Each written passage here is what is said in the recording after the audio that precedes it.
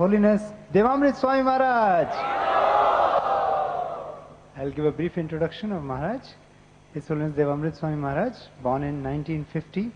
At the age of 17, he received a scholarship from Yale University and graduated in 1972. He started reading Srila Prabhupada books after that, and he joined full-time ISKCON in New York in 1973. He got initiation by Srila Prabhupada in January 1974, and then he spent several years traveling throughout the US, distributing Srila Prabhupada's literatures, and then went to Bhaktivedanta Book Trust in Los Angeles to assist Srila Prabhupada's book production as a copy editor and later as a chief manager.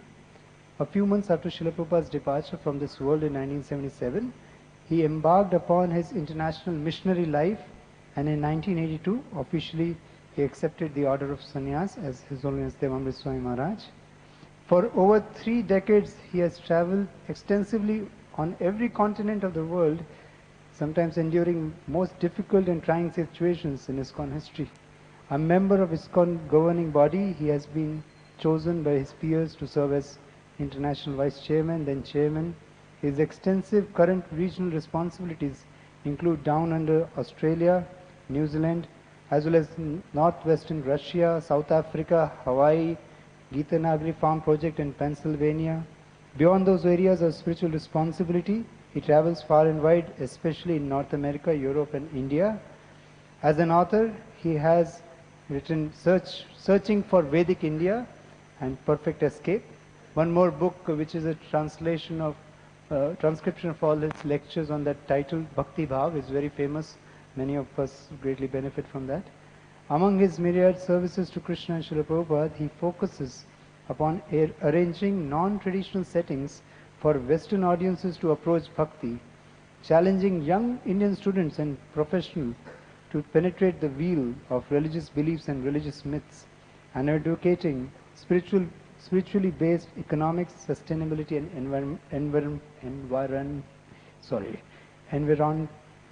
environmentalism.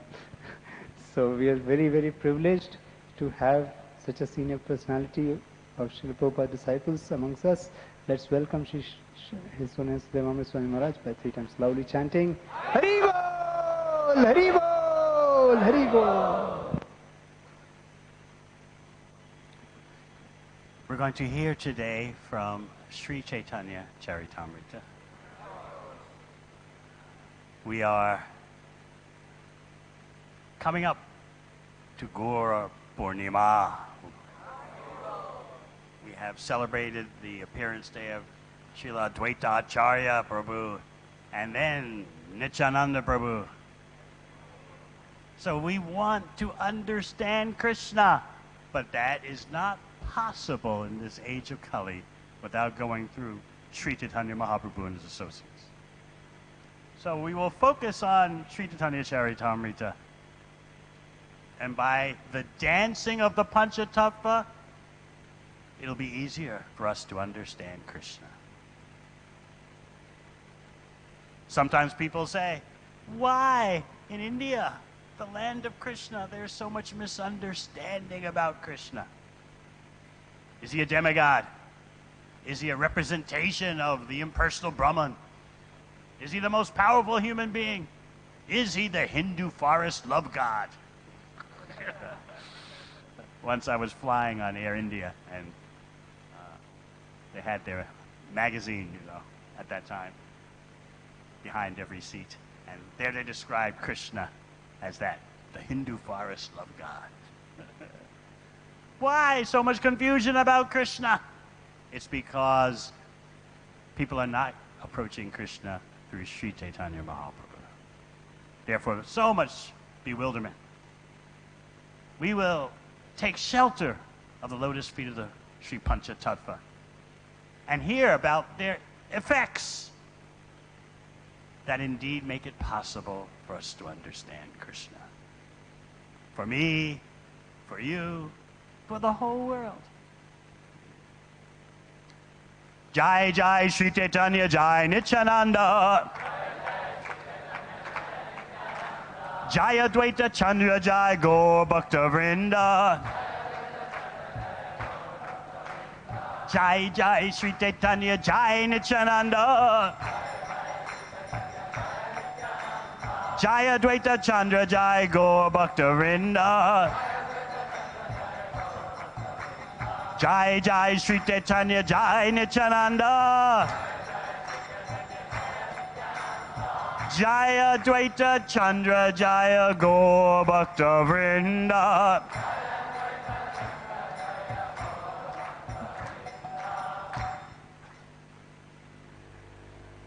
Agat Yeka Gatim Natva Hinata Dika Sadakam Sri Chaitanyam Likyatesha Prema Bhakti Vedanyata Agat Yeka Gatim Natva Hinata Dika Sadakam Sri Chaitanyam Likyatesha Prema Bhakti Vedanyata Agat Yeka Gatim Natva Hinata Dika Sadakam Sri Chaitanyam Likyatesha Prema Bhakti Vedanyata.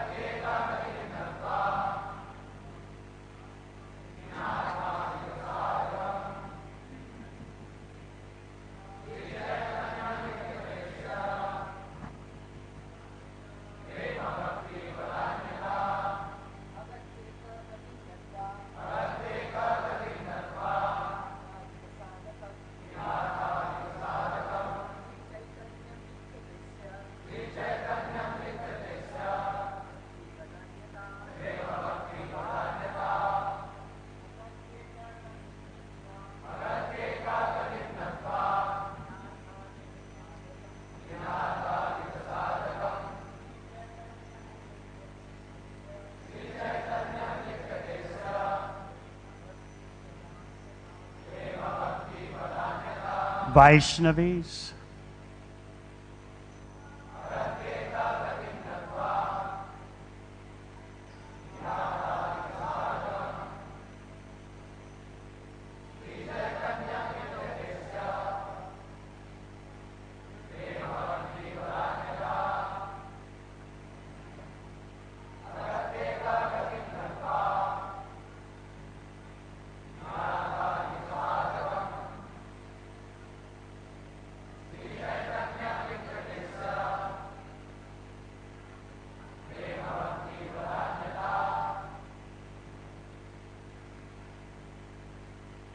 Agati of the most fallen. Eka, the only one. Gatim, destination. Natta, after offering obeisances. Hina, inferior. Artha, interest. Adhika, greater than that. Sadakam, who can render. Sri Chaitanyam, unto Lord Sri Chaitanya. Lukyate is being written. Asya, of the Lord. Sri Chaitanya Mahaprabhu. Prema, love. Bhakti, devotional service. Vedanyata, magnanimity. Translation. Let me first offer my respectful obeisances unto Lord Chaitanya Mahaprabhu, who is the ultimate goal of life for one bereft of all possessions in this material world, and is the only meaning for one advancing in spiritual life. Thus, let me write about his magnanimous contribution of devotional service in love of God. Purport. A person in the conditioned stage of material existence is in an atmosphere of helplessness. But the conditioned soul, under the illusion of Maya, or the external energy, thinks he is completely protected by his country, society, friendship, and love, not knowing that at the time of death, none of these can save him. The laws of material nature are so strong that none of our material possessions can save us from the cruel hands of death. In the Bhagavad Gita, it is stated, Janma Mrityu Jara Vyadhi Dukkha Doshan Darshanam. One who is actually advancing must always consider the four principles of miserable life, namely birth, death, old age, and disease. One cannot be saved from all these miseries unless he takes shelter of the lotus feet of the Lord. Sri Chaitanya Mahaprabhu is therefore the only shelter for all conditioned souls. An intelligent person, therefore, does not put his faith in any material possessions, but completely takes shelter of the lotus feet of the Lord.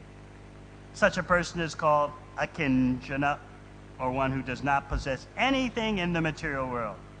The Supreme Personality of Godhead is also known as a kinchana gotra, for he can be achieved by a person who does not put his faith in material possessions. Therefore, for the fully surrendered soul who has no material possessions on which to depend, Lord Sri Chaitanya Mahaprabhu is the only shelter.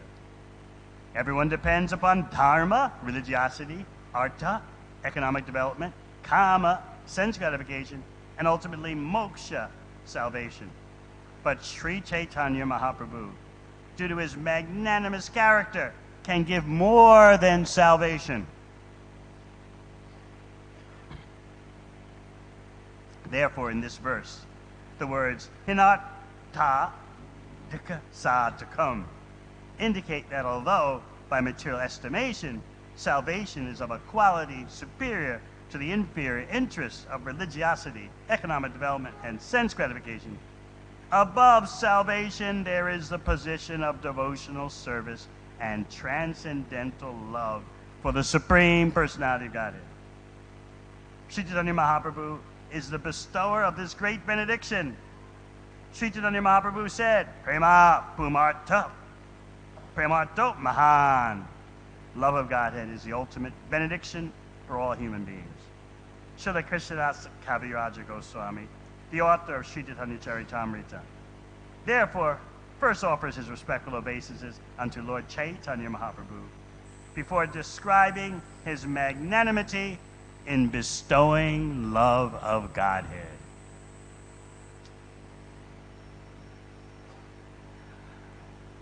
Om Gana Chimadandasya Gananjana Shalakaya Chokshun Militam Yena Tasmai Shri Gurave Namaha. Jai Sri Krishna Chaitanya Prabhu Nityananda Sri Advaita Gadadhara Sivasadi Gaur Bhakta Vrinda. Hare Krishna, Krishna Krishna, Hare Hare, Hare Rama, Rama Rama, Hare Hare. In your life, you want to make progress. Progress means that you have a particular destination in mind. But maybe you have never taken the time to analyze what is the destination you want and what is the destination you're actually getting.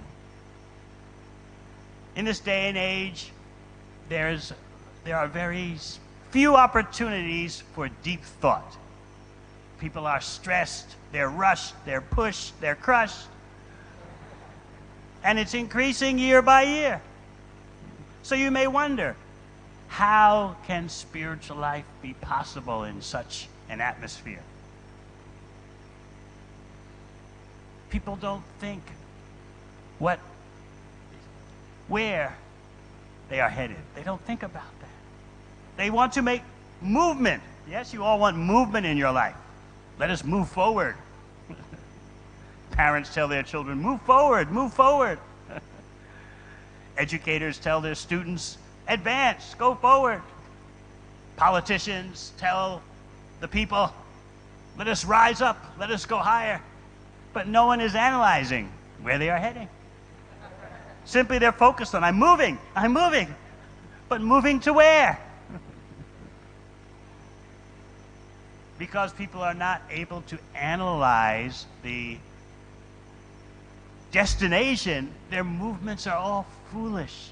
And that is a very difficult thing to accept, that all their endeavors are foolish. And then how is it justified? All the artificial moving around, movement, is justified by the need to live. I have to pay the bills, I have to pay the rent, pay for the mortgage, pay for this, pay for that, family, children. In this way, people are not thinking deeply what is actually going on in their life. Bhakti has nothing against survival. But what are you surviving for? That is the question. Why are you wanting to survive? For what? In the second canto, Bhagavatam, what does Shukadeva Goswami say? Kim pramatasya bhubi parokshaya vairana. Shukadeva Goswami says, what's the value of a long life? Oh, I want a long life. Right? None of you want to die when you're 30 or 40, right? But Shukadeva Goswami says, what's the value of a long life wasted by years of inexperience in this world? Better a short life. Ooh, that sounds very scary. A short life. How horrible. But he says, better a short life that has just a few moments of bhakti than a long, useless life. So this makes us think, what am I trying to accomplish in this lifetime? What are my goals? I'm moving. Yes, everyone's pushing you to move. Family, society, friends, move, make movement, movement, movement. If you don't make some movement, you'll be criticized. Oh, you're just doing nothing. You're just a bum in the street. Come on, move, move. The politicians, the military, the financiers, everyone is trying to provoke movement. But what is the goal? What is the use in making progress if the goal is not auspicious? So what we're seeing throughout the world today is the results of ignorance. As stated in the first canto, Bhaveshvin Klishyamananam Avijja Kama Karma Vi. You're making so much activity, but what is the result? The activity is motivated by nescience. I don't understand. And people will even say, why should you understand? Why should you worry about the big questions in life?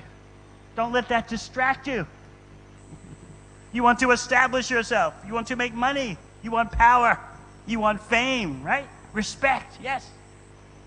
All the modcons, all the conveniences. That's life. So what is this that Shukadeva Goswami is saying? Better a short life that has a few moments of bhakti than a long life wasted. His statement causes us to evaluate what is real progress. Sri Chaitanya Mahaprabhu is offering the genuine destination. He's giving you the greatest contribution. Not simply devotional service, but devotional service in love of Krishna. In the most fallen age, the most sublime treasure is being given. This is the paradox we can never forget. Every morning when you wake up, you should be thinking, I'm living in such a paradox, such a contradiction. In the most fallen, degraded times, saturated with ignorance, I have a chance to develop love for Krishna. It shouldn't happen in that way. But because Sri Chaitanya Mahaprabhu has broken all of Krishna's rules, and only Krishna can do that, but he does it as Mahaprabhu, he breaks all of Krishna's rules, throws them out the window. You know, right? In Bhagavad Gita, Krishna's very strict. First, come to Brahma Bhuta platform. How many of you were like that before coming to Bhakti? I know everyone here. Okay. Not me, but everyone here. Brahma-Bhuta platform, yes? Fully spiritually realized. Brahma-Bhuta prasanatma. Always fully joyful on the spiritual platform, right? Na sochati, na kangshati. Never lamenting about anything. Never hankering for anything, right? That was you, yes? Samat sarveshu bhuteshu. Okay, many of you were vegetarians, right? Pure veg. Mixed with onions and garlic. Samat sarveshu bhuteshu. Mud bhaktim. Then Krishna says you can approach bhakti.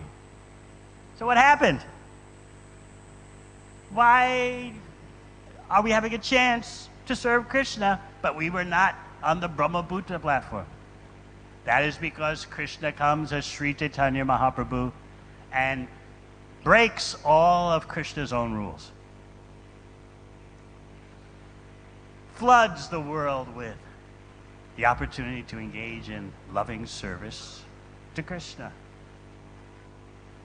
Now, normally, what people think is an appropriate life, and you'll hear this all the time, I'm sure many of you have already heard it, you should be focused fully on family, and then, if you want to be a little more refined and cultured, nationalism is the next step up. Love of your country. So from family concerns, we're not talking about the legitimate family concerns. We're talking about the saturation, the full overdose. The family is everything. The next level up, nationalism. Oh, my nation, my brothers, my sisters are all the citizens of this particular tract of land. I was on the airplane and someone was watching one latest movie from Bollywood. And they had the sound in their earphones turned up. So unfortunately, I could hear part of it before I put my own earphones on and listen to some Hare Krishna Kirtan. So, the hero of the movie was saving the country. And he said, the love of the nation flows in my veins, stick it in my blood. So people, oh, yes, this is very good. This is higher than family attachment. This is sacrifice. But what is beyond that? Some people say, oh, this nationalism is not good. It's causing so many problems in the world. True, but that's not the deepest root of the world's problems, but nationalism is causing problems. What's up next? Philanthropy. Humanism. Let us be for all human beings. Let us think of the welfare of all human beings. Then someone can go higher, especially these days. Environmentalism, ecology. Why just human beings? Why are you simply concerned with human beings? This is called speciesism. Nationalism, racism, speciesism. How dare you think that human beings are special? They're just one of so many creatures. So we should be concerned with all creatures. Bhagavad Gita agrees with that partially. Yes, samas sarveshu bhuteshu, be concerned with all creatures, but still know that the human being has a special mission. All right, so we go from family to nationalism to philanthropy, humanitarianism, then environmentalism. Then what's next? Oh, this is all on the material platform. What could be higher? Mystic powers. Let me do some kind of yoga, some kind of austerities, and develop expanded powers for my human life. Or you go another direction. Why simply humanitarianism, environmentalism? I don't want mystic powers. What about the all-pervading spiritual oneness? Brahman, yes. We are all Brahman. Forget all these material designations and just identify yourself as the oneness. But Sri Chaitanya Mahaprabhu rejects all of that and says, you identify by being the servant of Krishna. Jivera Swarupoi, Krishnera Nichadas. So here is the answer to all the world's problems.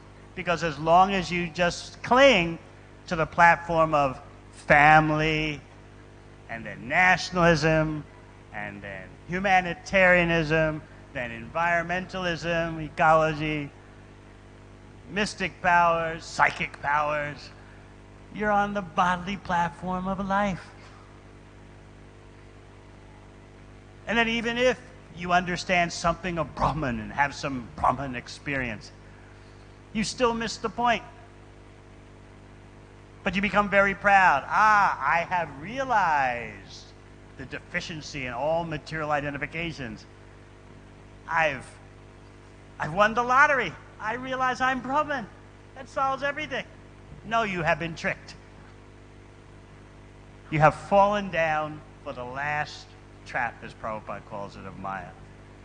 You have totally neglected, in the name of spirituality, you have totally neglected that you are Krishna's eternal servant. So this is why this Brahman identification is very tricky, because you feel spiritual even though you're not doing spiritual activities. So Srila Bhakti Siddhanta Saraswati Thakur critiques this.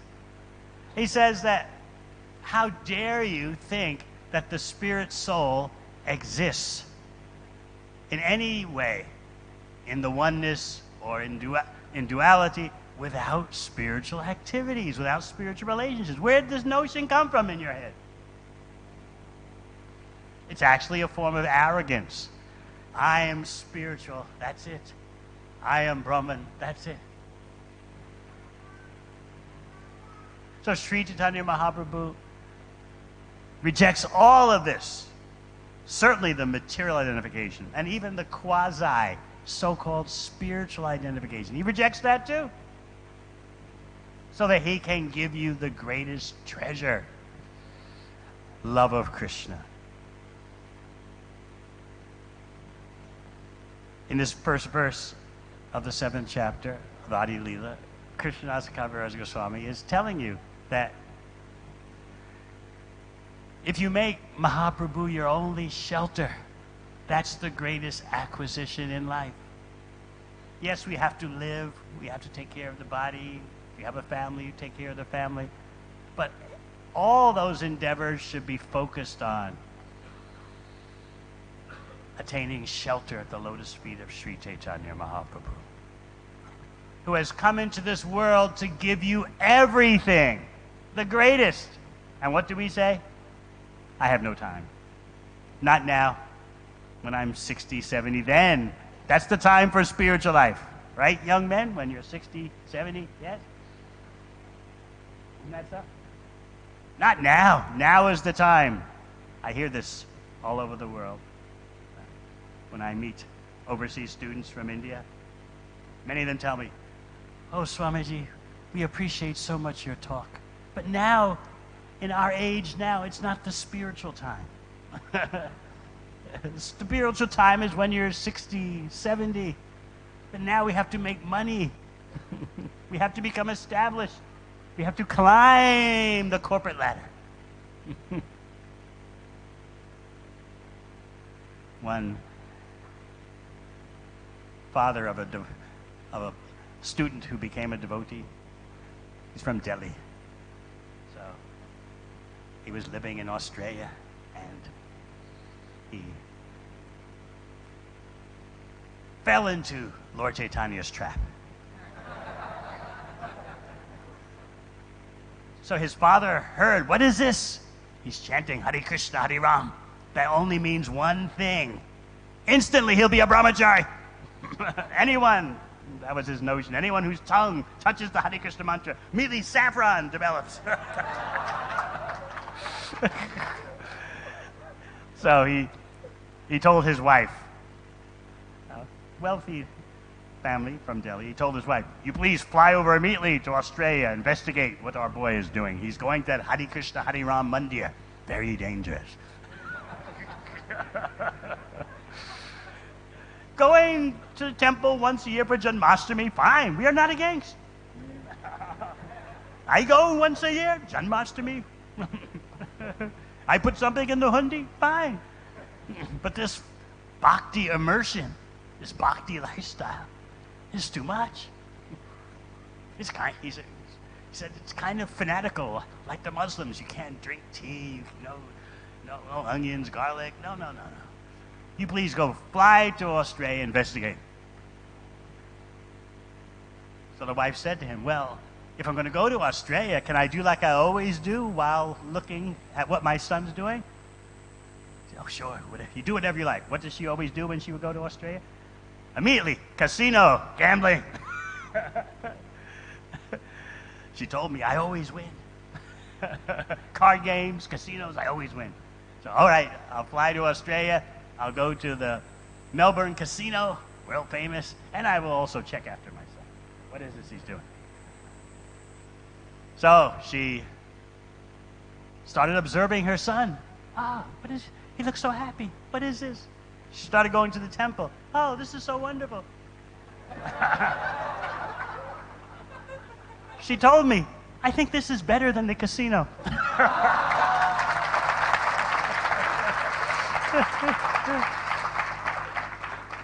So she became a full devotee. Then the father back in Delhi is wondering, what's going on to my family? First my son, now my wife. I will fly there and get to the root of this. So the father comes flying over, and he demands to see me. Swamiji, I'd like to see you. And so his wife and son were there, and they were very nervous. Oh, we hope he doesn't offend the Swami. But he began to explain to me, my boy is at a middle management level in the corporation now. But what will he think of himself if by the time he's 60, he would gesture with his hand. He must rise on the corporate ladder. He would do that again.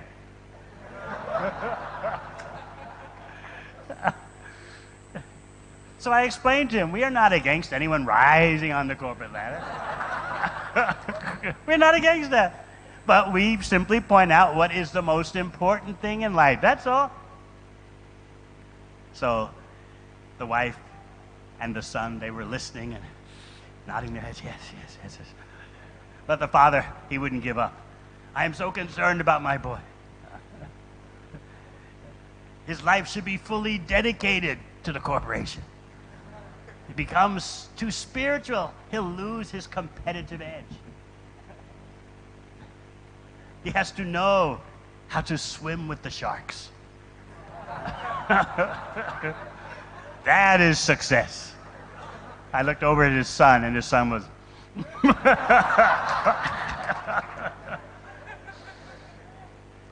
So somehow or other, I calmed the father down. And I said, well, how long are you staying in Australia? I'll stay another 10 days. I said, well, I think you should investigate fully what your wife and son are doing.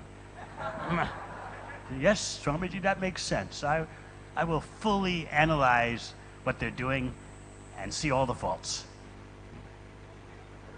After 10 days, he came to me and said, Swamiji, this is very nice. This is very nice.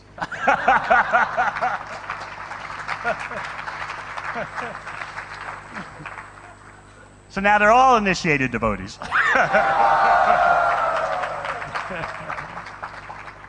So we have this idea that my youth is meant for something of material achievement. And you have this illusion that you'll automatically give up that mythology when you get old, and then you'll become more spiritual. No, You're making habits now. Life is a habit-forming process. So if you don't put in the time to reform your habits now and develop spiritual habits, it'll be more difficult when you're older.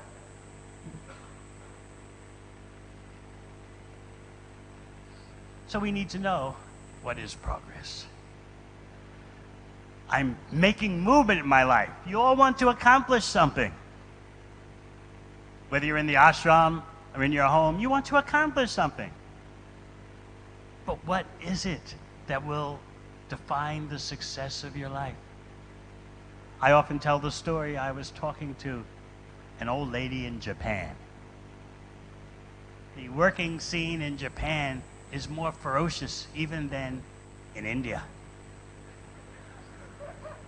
They have just like in Sanskrit, there's special words that don't translate directly into English, like rasa, dharma doesn't go into English so nicely. So in Japanese, they have a term called karoshi. Very roughly in English, it means death by overwork. Just one word. Instead of dharma, they have karoshi. So this lady was 65, and she was starting her bhakti practice, chanting, reading Bhagavad Gita. So I was talking to her, and she was telling me about her life. Listen, maybe this can apply to you. Or maybe it will apply to you when you get older. She said, I did all the right things that society demanded. I went to school. I married. While having a family, I worked. I took care of the house while working and raising the children. No time. Oh, so tired. And then my children got married and they had children. So then I had to be a grandmother, look after my children and their children, and working too. And then finally, at 65, I've retired. Now I have a whole free schedule. Children are grown up. Grandchildren are grown up. Retired from work. Now I have time to do whatever I want, the freedom to do whatever I want. But when I pick up Bhagavad Gita and start to turn the pages, it's so wonderful. But after 5 minutes, I fall asleep because my body and mind are so exhausted from a lifetime of hard work. And she began to cry. So she told me, don't let anyone tell you that they should put off their spiritual life until they're old. They don't know what they're talking about. Look at me. I want to read Bhagavad Gita, but my body and mind are so tired from 65 years of non-stop work and social responsibilities. So she was crying. So you don't want this to happen to you? Maybe some of you are fortunate to have been born in families of devotees. Or maybe you were born in a family that became devotees after you were born. But sometimes such children say, oh, we want to experience the world. Yes, we were born in a family of devotees, or our parents became devotees, but that means we never had a chance to taste illusion. In other words, we never had a chance to be demolished, incinerated by Maya.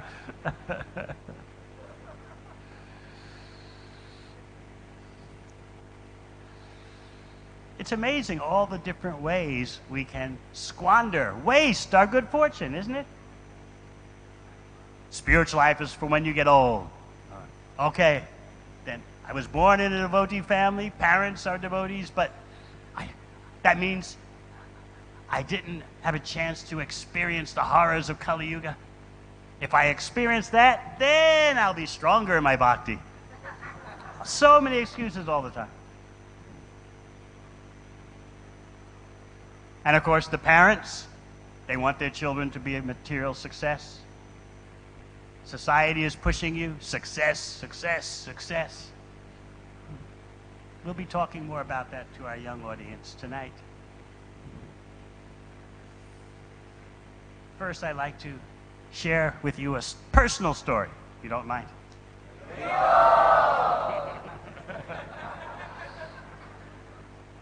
I was speaking to my mother this morning, yesterday afternoon actually, yesterday, and because of the time difference, it's morning for her. And so my family is very Christian, very firm, one way only. I have to be careful because sometimes they listen to my lectures, so I have to.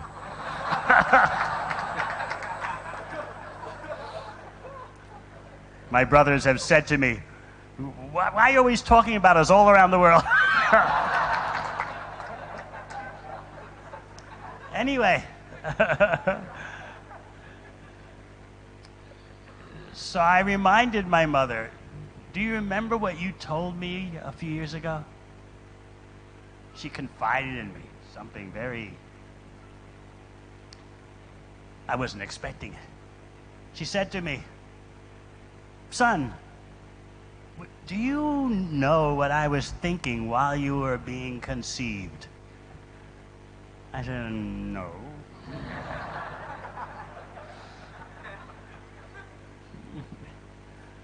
I don't think Indian mothers do this, do they? In the West, it's okay. You know, but I said, no, I don't know what you were thinking while I was being conceived. She said, I will tell you. I was praying to God to send me his servant. Wait. So I said, Mother, because she's a very strict Christian, one way only. I said, maybe slightly, partially, a little bit, your prayer could have been fulfilled. Maybe. You prayed for someone who would be a servant of God. Maybe somehow or other, this prayer may have come partially true. She looked at me and she said, but I meant for Jesus, not Krishna.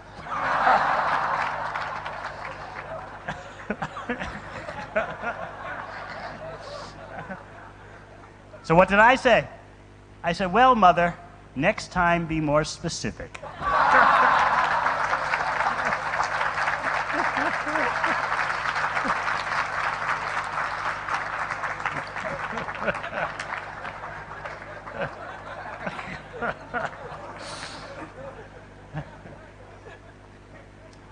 His Holiness Giriraj Maharaj told me something very interesting that Prabhupada wrote to him about parents of devotees, Western parents whose children become devotees, and the parents don't have the slightest understanding of what they're doing. Oh, what is my boy doing? So Prabhupada said that at the time of giving up the body for these parents, at their last breath, then they will be able to see the value they're getting that one of their children became a devotee. Their last breath, they'll be able to see it. I told my mother that. I don't know if she was so enthusiastic to hear that. I said, you will understand at your last breath. Otherwise, what she doesn't say to my face, but I know what she's thinking is, oh, my son, I prayed for a servant of God, and instead my son is a false prophet. That's the terminology in Christianity, you know. Like Muslims have a term, what do they call it? Yes, Christianity means false prophet. Not simply an unbeliever, but someone who is propagating an untruth. So these kind of things will always be in the material atmosphere. Misunderstandings. Maybe your family understands, okay, but society doesn't understand. Maybe your society understands, but the world doesn't understand. There's always something. This is why we need to cling so tightly to the lotus feet of Sri Chaitanya Mahaprabhu, who is taking you, as you heard in the purport, beyond Dharma, Artha, Kama, and Moksha. This is why it's so difficult to understand Mahaprabhu's contribution, unless your eyes are opened up a bit by association with devotees. He takes you beyond all the affairs of this world and gives you shelter at his lotus feet. So we should remember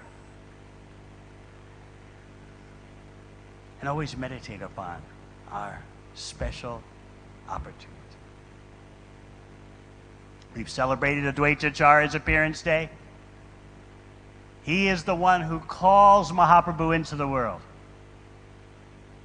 After he does an environmental scan, he looks around and sees everywhere people are doing punya or papa, pious activity or impious activity, but bhakti ganda, I don't see a trace of bhakti anywhere. Of course, nowadays you won't find any punya. You won't find any pious activity. You just find papa, simple activity.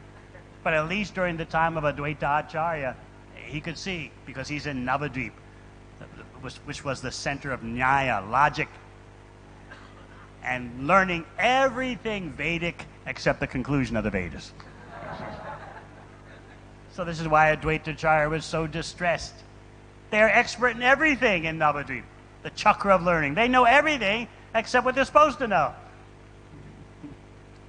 So with loud calls and worshiping Shalagram Shila with Ganga Jal, he cried out for the appearance of Sri Chaitanya Mahaprabhu. He could have done something about it. He's incarnation of Godhead. But he sees himself as the servant of Krishna. And so in the mood of servitorship to Sri Chaitanya Mahaprabhu, Sri Krishna Chaitanya Mahaprabhu, he's calling on Mahaprabhu, please rectify this situation. And of course, Mahaprabhu does more than just distribute the Yuga Dharma. He distributes the confidential treasury of love of Krishna. So he's brought into the world by Advaita Acharya. And he's also sent away by Advaita Acharya. When Jagadananda Pandit would visit Navadvip upon the order of Mahaprabhu, because Mahaprabhu and his associates were in Puri. Mahaprabhu was staying in Puri because, as he told his mother, Puri and Navadvip are like two rooms in the same house. You'll always get news of me if I stay in Puri. So to further console his mother, because Mahaprabhu is the best devotee of the mother, Matri Bhakta. So he sent Jagadananda Pandit with remnants from Lord Jagannath, Gopavesh, dress as cowherd boy that sometimes Jagannath would wear on special occasions. And Mahaprabhu himself would individually package prasad, Jagannath prasad, for the residents of Navadvip. This is devotee care done by Mahaprabhu himself. And after carefully packing parcels of prasad, he would give everything to Jagadananda Pandit to take to Navadvip. And he told him, tell my mother, whenever she offers food, I'm there. I'm always there. So Jagadananda Pandit does that mission, and after a few months, it's time for him to return to Puri. So he asks permission of all the senior Vaishnavas. simply to return to Puri. This is something difficult for us to appreciate these days. Why does he have to ask permission? He wants to go, he goes. But Vaishnavas are always seeking blessings and the permission of their seniors.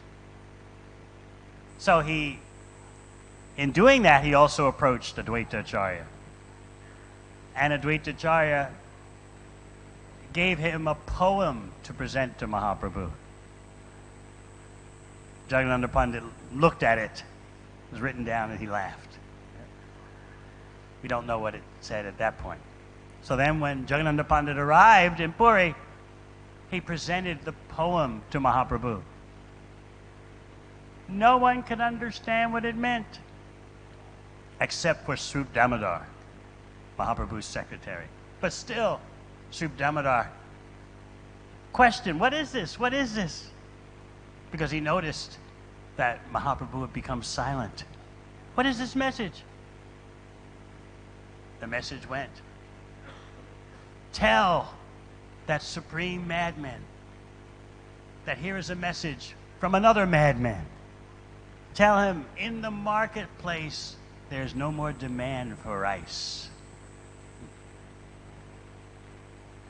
This is Advaita Acharya's signaling that everyone is drowning in ecstatic love of Krishna. Lord Chaitanya's mission has been accomplished. You tell him, Advaita Acharya said, that one madman is saying this to another madman. Everyone is drowning in the ecstasy. They're mad in the ecstasy of love of Krishna. Still, the associates of Mahaprabhu couldn't understand. What is this? And Mahaprabhu said that this is Advaita Acharya. He is such a first-class worshiper of the deity that he calls the deity into the world and then sends the deity away. Srup Damodar became a little transcendently morose hearing that. Mahaprabhu said, this is Advaita Acharya. He writes poems that even I can't understand. So after that, Lord Chaitanya's immersion in love and separation from Krishna became doubly as intense. So this is Advaita Acharya, calls him into the world, and then says, all right, mission accomplished. You may go to your next universe. And then we've had Nityananda's appearance day. We beg for Nityananda Prabhu to give us the blessings for flooding the world with Krishna Bhakti. When Prabhupada was present, it was very difficult to make devotees in India, believe it or not. But so easy in the West. Now situation is the reverse. India is booming with bhakti. And in most Western countries, there's a struggle. So this is the way of the material world. There's always this way, this, that, the other. In any case, we want to play our part in flooding the whole world with Krishna Bhakti. Krishna is for everyone. Now, how is that going to be possible? When you read the first canto, you find, chapter 5, verse 11, Prabhupada is criticizing his country. He's saying, because India has failed to spread Bhagavatam all over the world, you see so much hypocrisy, you see so much commotion in the world. So it is up to you all to correct that situation. Bhakti is meant for the whole world. Play your role in that, whether directly or indirectly by support. And in that way, you'll see finally a real change in this world. Finally real progress to the real destination. So I can speak for a long time, but you have your time limit. Any questions? Yes?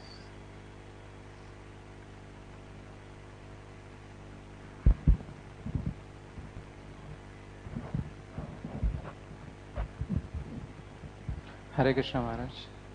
Maharaj, your enthusiasm is very contagious. Means seeing you, there is like this enthusiasm. Seeing your enthusiasm, I'm very much personally inspired. So just want to know, like, how can that enthusiasm be obtained?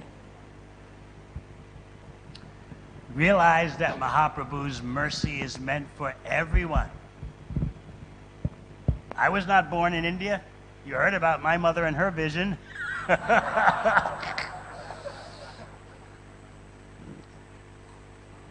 So why not the whole world?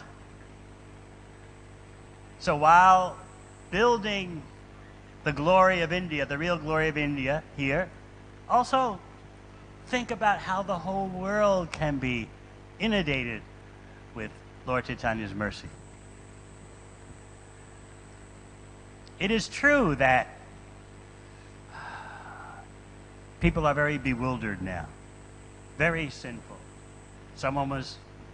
Many of your brahmacharis were telling me here that the younger generation now, here in India, they're becoming crazy. They have so many dreams and then so many frustrations. The internet pornography is driving them mad. It seems to be it is very inauspicious. And in the West, it's not that they're going crazy, they've been crazy for a long time.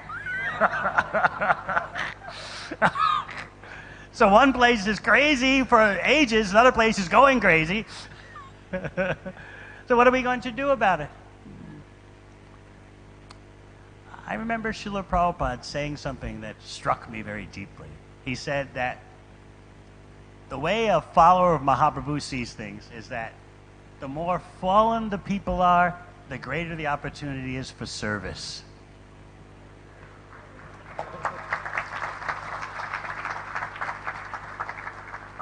Prabhupada explained that a Vaishnava is the greatest opportunist. Just like a business person sees opportunities for profit. So a Vaishnava thinks, oh, the people are very fallen. The young generation in India is becoming crazy. In the West, they've already been crazy. What a great opportunity to get Mahaprabhu's mercy. Let me try.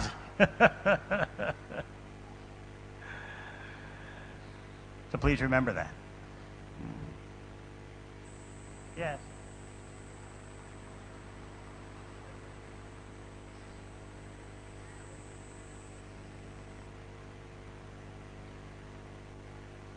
My question is that actually in initial part of your lecture you were telling about we are running, rushing, pushing everywhere. So even in practice of bhakti also, sometimes there is a chance of not knowing the goal. We might be running, pushing or getting diverted to different things in practice of bhakti also while practicing.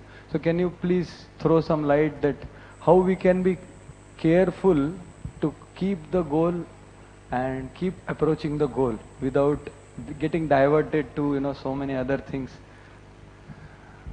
We want to be the humble servants of the parampara. Just like Prabhupada said, when he was doing his business and his family affairs, he said, I was always meditating on the order of my Guru Maharaj. How would I do it? How would I do it? So yes, so many of you are pushing on family affairs, business affairs, work, but always keep in your heart of hearts the desire to assist the mission of Sri Chaitanya Mahaprabhu. Always be longing to increase the opportunity. And whatever chance you get, you seize it. And then that is the way to start developing spiritual greed. Just like if someone comes by you with some pizza prasad, you know how to seize it, right?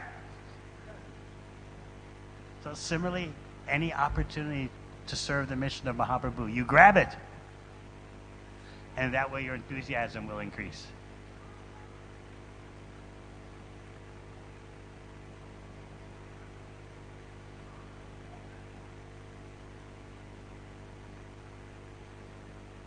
Yes.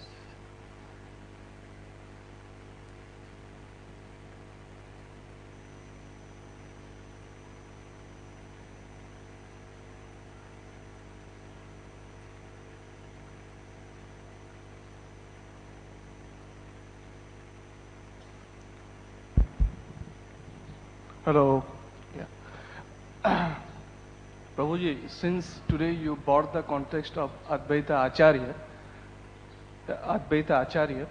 in the discussion, so I have some questions here.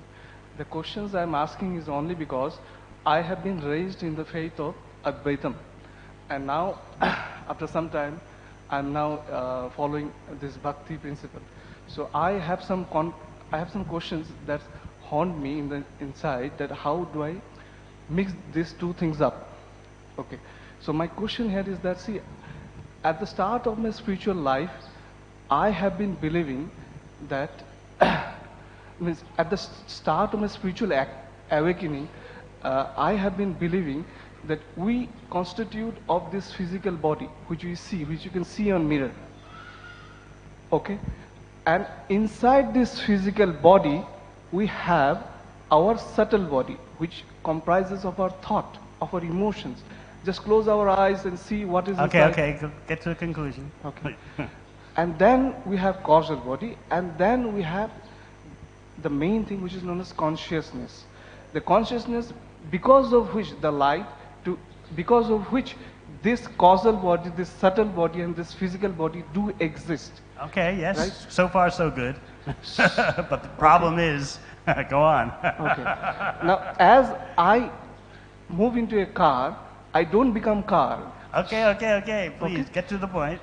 Now, the thing is that, so this is how the principle, and now all I have been taught is that you change your subtle mind to a level, to a purification level, to that extent that you can realize what we really are. So that is the main goal of what I've been taught as an Advaitam. But now when I come to the ISKCON way, I find it is being taught, it is being perceived as Mayavad. A term Yes, as long as you think you are spiritual and not in relationship to Krishna, there's a problem. Does a particle of sunlight, a sunbeam, exist on its own without any relation to the sun? The part always exists in relation to the complete whole, the Om Purnam. So this is the danger of Mayavad, that you think that there is some spiritual perfection attained without any service to Krishna. This is hell. No, I am not saying that I we know, don't have- but you're asking, so. Okay. But I'm just wanting to understand that how do I make both these, or can these both work as a complement to each other, or is it like they cannot be complemented, or I have to unlearn these things and if you see the impersonalism as a indistinct and lesser phase than Bhagavan realization. Just like if you see the sunlight and no, I'm not seeing the ultimate. The sunlight is coming from the source of the sunlight. So if you see the impersonal Brahman in that way, that's okay. Okay. All right? Okay. But I simply Just have like someone may know you partially in an indistinct way. Oh, see that man there? That man has a child pushing on him. They know something, right? But do they have intimate knowledge of you? Okay. But still, there's something correct. But if they say, oh, what I see here, this man with a child on his lap, that's all there is to know about him. There's nothing more to be known. That is a big mistake, right? I don't inquire, what's the relationship between the child and him? No, there's just the impersonal Brahman. That's all I see. So understand the phases of the absolute truth. Brahmeti, Paramatmeti, Bhagavan iti Shabhyate. So that is the way you harmonize it. The mistake of the Mayavadis is to say, that's it. There's nothing beyond this impersonal oneness. And then they even go on to offend Krishna. There is no such thing as the spiritual form, activities, and qualities of Krishna. But it's a good imagination for you to gather your meditational powers. They say like that. Portals to Brahman. This is all complete concoction. So you have to distinguish between the concoction and the partial understanding. So you study this chapter 7 of Adi Lila, Chaitanya Charitamrita. Srila Prabhupada said he wrote that especially, he published this chapter 7 first before the whole Chaitanya Charitamrita, because he said it's so important for dealing with Mayavad understanding. So you take that chapter 7, Adi Lila, Chaitanya Charitamrita, you study it, and all the problems will be solved. Guaranteed. Thank you. All right. So I thank you so much for your kind attention. Hare Krishna.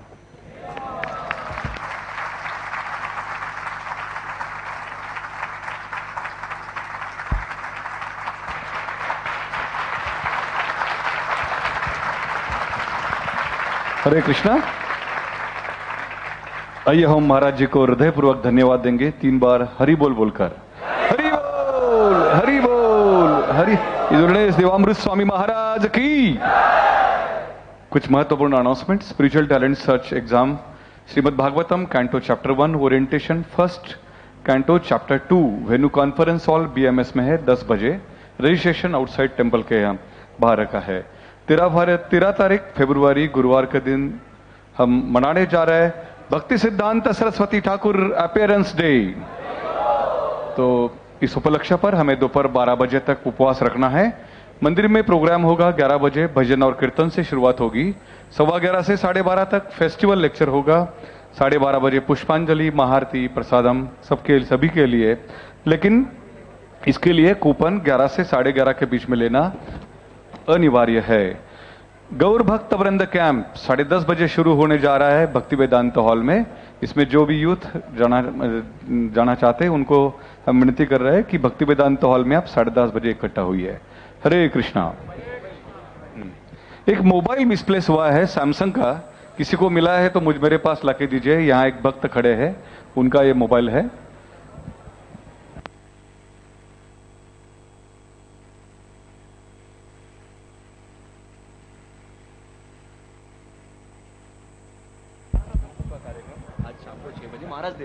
Yes, Hare Krishna.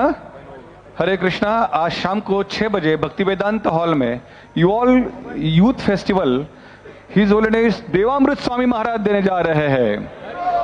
सभी युवकों को, प्रभु जी माता, प्रभु जी, सभी युवकों को आमंत्रित है इस कार्यक्रम के लिए। ये कार्यक्रम शाम को 6 बजे भक्ति वेदांत हॉल में आज होगा।